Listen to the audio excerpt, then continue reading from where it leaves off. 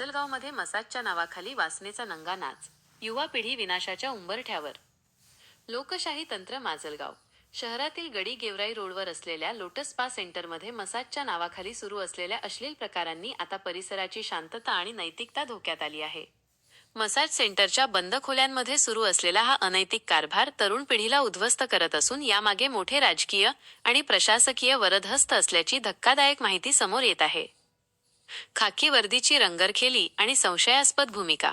अनैतिक कारभारावर अंकुश लावण्याची जबाबदारी ज्यांच्या खांद्यावर आहे तेच पोलीस प्रशासनातील काही कर्मचारी या सेंटरमध्ये रंगरखेली करण्यात दंग असल्याचे बोलले जात आहे. सर्वात धक्कादायक बाब म्हणजे पोलीस दलातील एका फौजदाराचा पुतण्याच या संपूर्ण काळ्या साम्राज्याचा मुख्य सूत्रधार असल्याची चर्चा आहे.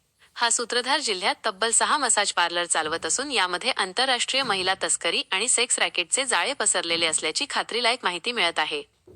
लोकप्रतिनिधींचा वरदहस्त की केवळ योगायोग? लोटस स्पा सेंटरच्या उद्घाटनाच्या पत्रिकेवर चक्क स्थानिक लोकप्रतिनिधींचे नाव छापण्यात आले होते.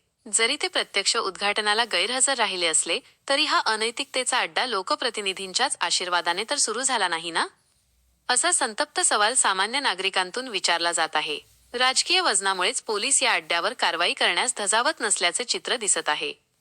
पोलीस अधीक्षक नवनीत कावत मोठ्या माशांना जेरबंद करणार का? संभाजी चौक आणि गेवराई रोडसारख्या गजबजलेल्या राष्ट्रीय महामार्गावर उघडपणे सुरू असलेला हा अनैतिक व्यापार आता शहरासाठी शाप ठरत आहे.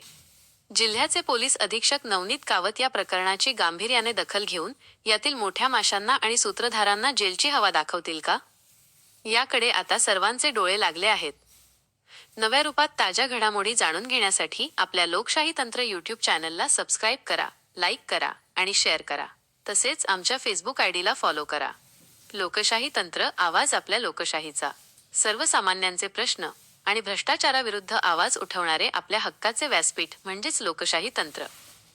बातम्या व जाहिरातीसाठी संपर्क 9209212223.